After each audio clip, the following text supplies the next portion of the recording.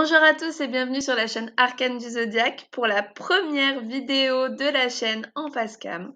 Et aujourd'hui, nous allons parler des énergies planétaires du mois de mai 2024.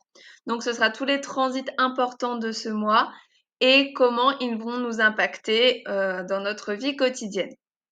Si vous aimez mon contenu, n'hésitez pas à vous abonner à la chaîne, à liker la vidéo. Et pour ceux qui le désirent, allez me rejoindre sur Instagram où je mets beaucoup de posts sur l'astrologie notamment et quelques posts sur le tarot pour ceux que ça intéresse.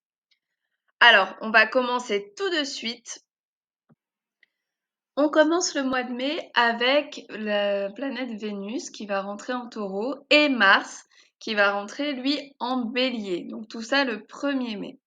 Donc on voit ici Vénus qui va rentrer dans le signe du Taureau et donc Mars qui rentre dans le signe du Bélier. Qu'est-ce que ça veut dire pour nous? Alors Vénus, c'est la planète de l'amour, des relations, de la beauté, de l'art, et elle rentre ici dans son signe. Le Taureau est un signe de Vénus. Le Taureau va nous inviter à prendre le temps de savourer les choses, de reprendre un bon rapport à notre corps, à être vraiment dans les 5 sens, de prendre notre temps. Avec Vénus en Taureau, on va avoir envie de profiter des choses, on va avoir envie de manger, de profiter de tout ce que nos sens peuvent nous apporter. On va avoir envie de prendre notre temps, d'aller dans la nature, de voir des belles choses. En vrai, ça va être un mois du coup beaucoup plus chill sur les énergies, beaucoup plus tranquille. Alors le soleil est déjà rentré en taureau, ce qui veut dire qu'on a déjà un petit peu ces énergies du taureau qui montent. Mais avec Vénus, ça va être d'autant plus exacerbé. Et on va pouvoir le retrouver dans nos relations surtout. On va être vraiment plus calme, plus posé, on va prendre notre temps. Peut-être si on est dans une nouvelle relation, on va prendre le temps de poser les choses, de faire les choses bien. On va avoir aussi un regain de sensualité, on va avoir envie de profiter de notre partenaire, de profiter des moments ensemble. Voilà, ça va être vraiment une période où on profite et où on savoure chaque moment. Mars, lui, est la planète de l'action, du courage. Il va avoir, avec Mars, on a envie de bouger, de prendre les choses en main. Et lui aussi, il va rentrer dans son signe, le signe du Bélier, gouverné par Mars. Et avec Mars en Bélier, on va avoir vraiment un regain d'énergie. Là, on va avoir envie de faire plein de choses. On est tout feu, tout flamme, donc ça s'oppose complètement à l'énergie de Vénus. Donc l'énergie de Vénus, elle va être dans nos relations. Par contre, Mars en Bélier, lui, va nous pousser quand même à agir. Donc ça va un petit peu s'équilibrer puisqu'il va falloir prendre le temps pour Vénus, mais en même temps agir quand même avec Mars. Donc on va quand même être poussé à passer à l'action, poussé à faire des choses, hein. On va pouvoir avoir envie peut-être de faire un peu plus de sport que d'habitude, on va être plus dynamique. On va avoir envie de bouger, on va pas forcément trop tenir en place. Avec Mars en Bélier, par contre, à faire attention, on risque de s'énerver plus facilement, surtout que Mercure se trouve encore en Bélier. Donc là, on a 2 planètes dans le signe du Bélier qui ont tendance à nous faire nous énerver facilement. Mercure étant le mental, on peut avoir les idées un peu qui bouillonnent encore. On peut dire des choses un peu trop vite, être un peu brusque, un peu brute de décoffrage, j'ai envie de dire. Voilà, on va avoir besoin de faire les choses et de pas forcément réfléchir. Donc, calmez-vous avec Mars en Bélier, il va falloir faire quand même attention à ce que vous faites. Essayez de réfléchir, essayez de prendre un peu l'énergie du taureau pour vous calmer. Et surtout, ne faites pas les choses de manière trop impulsive et surtout ne parlez pas aux gens de manière trop impulsive car vous pourriez le regretter. Ensuite, nous allons voir le 8 mai. Donc pendant une semaine, on n'a pas de transit très marquant. Le prochain qui est important, c'est le transit du 8 mai, ce sera la nouvelle lune en taureau. Alors, une nouvelle lune, c'est le moment où la lune et le soleil se trouvent en conjonction. Et ici, elle se trouve dans le signe du taureau, hein, on le voit ici. Alors, qu'est-ce que veut nous dire cette nouvelle lune? Alors déjà, l'énergie de la nouvelle lune, c'est une énergie où on pose nos intentions, c'est le début d'un nouveau cycle, on a envie de commencer quelque chose de nouveau. En taureau, ici, elle va nous parler de notre rapport à notre corps, le rapport à nos sens, mais aussi notre matérialité, potentiellement notre argent, nos possessions. Donc là, il va falloir poser des intentions à ce niveau-là, mais également au niveau de notre valeur personnelle. Donc là, quelques questions qu'on pourrait se poser à ce moment-là, pendant cette nouvelle lune, ça serait quelle valeur est-ce que je me donne? Est-ce que je me donne à cette valeur? Est-ce que j'ai conscience de ma valeur personnelle? Qu'est-ce que je peux faire pour mon argent? Est-ce que je me sens en sécurité financière? Comment est-ce que je peux régler les choses si ce n'est pas le cas? Et au niveau de profiter de notre rapport au corps, est-ce que j'aime mon corps? Comment puis-je l'aimer mieux? Comment puis-je m'en occuper différemment? Est-ce que je profite assez? Est-ce que je ne profite pas trop aussi? Est-ce que je ne suis pas dans l'excès, par exemple au niveau de la nourriture? Voilà, c'est toutes ces questions-là qu'il va falloir un petit peu creuser. Après, à vous de trouver peut-être d'autres questions dans ce sens-là. Et là, la nouvelle lune, ça va être vraiment le moment de commencer, de poser des intentions et de commencer un nouveau cycle. Ensuite, nous partons sur le 14 mai et le 14 mai, nous aurons une conjonction entre le Soleil et Uranus. Alors, la conjonction entre le Soleil et Uranus, elle n'est pas si rare que ça, hein, c'est tous les ans qu'elle a lieu, mais ici, elle est un peu surboostée, puisque on vient d'avoir une grosse conjonction entre Jupiter et Uranus qui a un peu bougé des choses. Donc, dans votre maison du Taureau. D'ailleurs, petite parenthèse, si vous désirez savoir dans quelle maison tombent tous les transits qui arrivent, donc soit ceux qui sont en bélier, ceux qui sont en taureau, vous pouvez aller générer votre thème. Pour ça, vous avez un tuto sur ma chaîne pour aller voir votre thème natal. Et donc, grâce à à ce thème natal, vous pourrez aller regarder du coup en taureau quelle maison vous avez, en bélier, etc.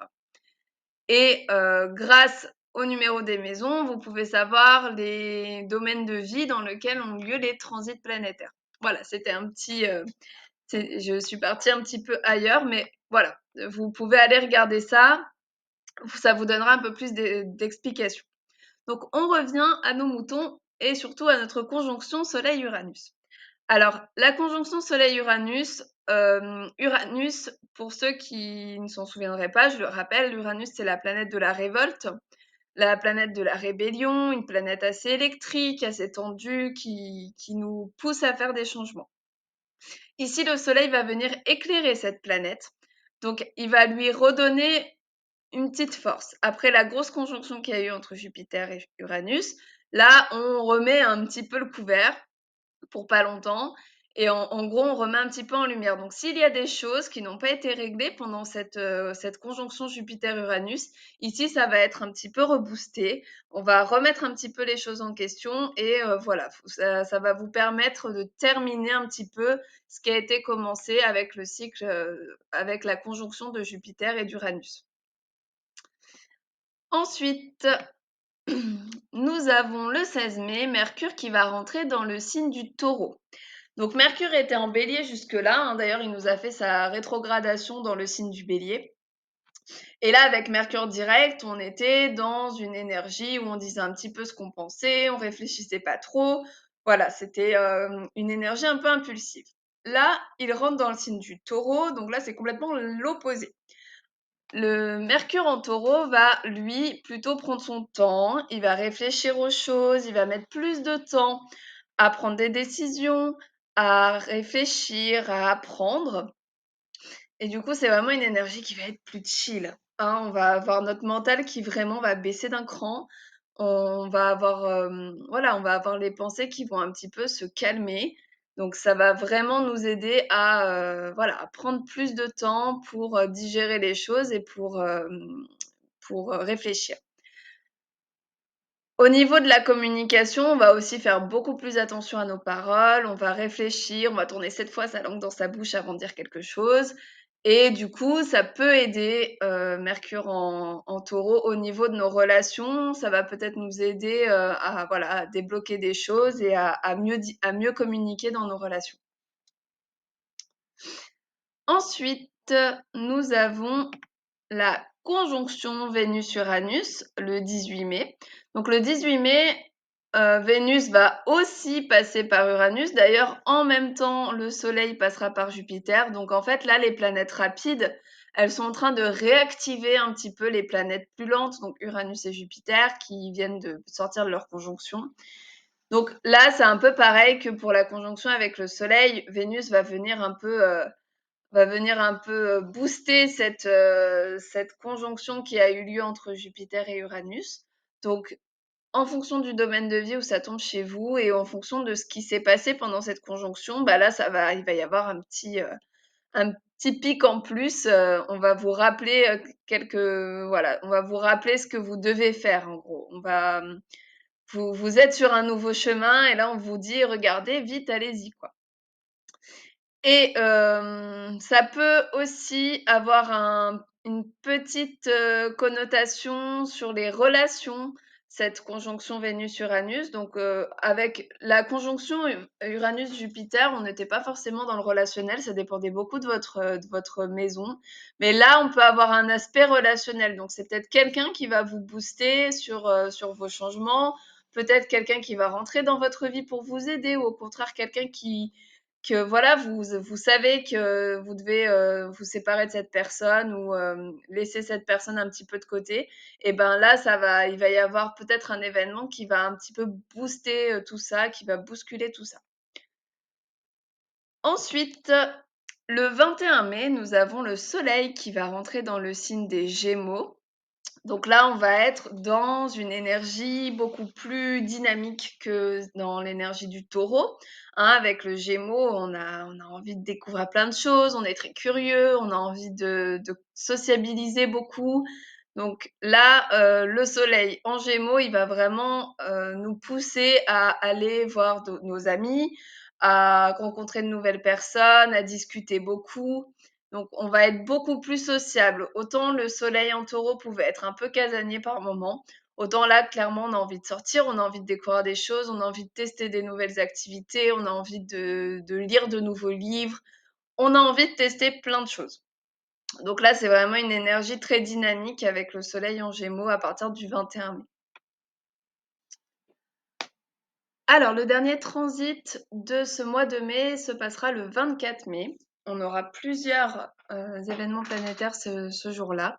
D'abord, la pleine lune en Sagittaire. Donc, la pleine lune, c'est l'inverse de la nouvelle lune. Ici, le Soleil et la Lune se trouvent en opposition.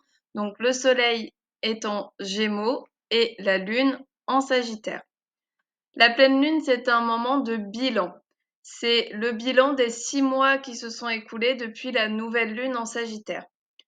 Les questions qu'on s'est posées normalement lors de la nouvelle lune avaient plutôt attrait au voyage, à la spiritualité ou aux études. On a pu, par exemple, vouloir commencer de nouvelles études, préparer un voyage ou tout simplement se poser des questions sur notre quête de sens, sur des questions un peu plus philosophiques. Et cette pleine lune, elle va être là pour qu'on puisse poser un bilan de ce qui s'est passé durant ces 6 mois. On a aussi Vénus qui va rentrer en Gémeaux le 24 mai et elle sera suivie de Jupiter le 26. Alors, on a déjà le Soleil qui se trouve dans l'énergie des Gémeaux, donc on est déjà un petit peu dynamisé, un petit peu plus sociable, on est un peu plus dans une découverte de nouvelles choses. Et avec Vénus, on va vraiment rentrer dans une dimension relationnelle, donc on va avoir envie de rencontrer de nouvelles personnes, on va avoir envie de parler à plein de gens. Et Jupiter, lui, qui va suivre, va augmenter cette énergie du Gémeaux. Alors, il va pas l'augmenter durant tout son transit en Gémeaux, puisque celui-ci va durer 1 an. Mais comme ici, le Soleil et Vénus se trouvent avec lui, on a vraiment une grosse dimension sociale à partir du 24-26 mai. Et on va avoir envie de sociabiliser avec de nouvelles personnes. On peut avoir aussi des personnes à qui on ne parlait plus forcément qui vont revenir dans notre vie. On peut avoir également une rencontre de nouvelles personnes. une envie de communiquer différemment avec les personnes de notre entourage. Enfin, voilà, on va vraiment avoir un côté très relationnel. Et Jupiter va nous aider à monter d'un cran au niveau de la communication. Il va vraiment amplifier toutes ces énergies. Voilà, j'espère que cette vidéo vous aura plu. C'est la fin de cette vidéo et on va se retrouver bientôt pour une nouvelle vidéo sur un horoscope de tous les signes pour ce mois de mai. D'ici là, n'hésitez pas à vous abonner à la chaîne, à liker la vidéo si elle vous a plu et n'hésitez pas aussi à me rejoindre sur Instagram sur le compte Arcane du Zodiaque. À bientôt!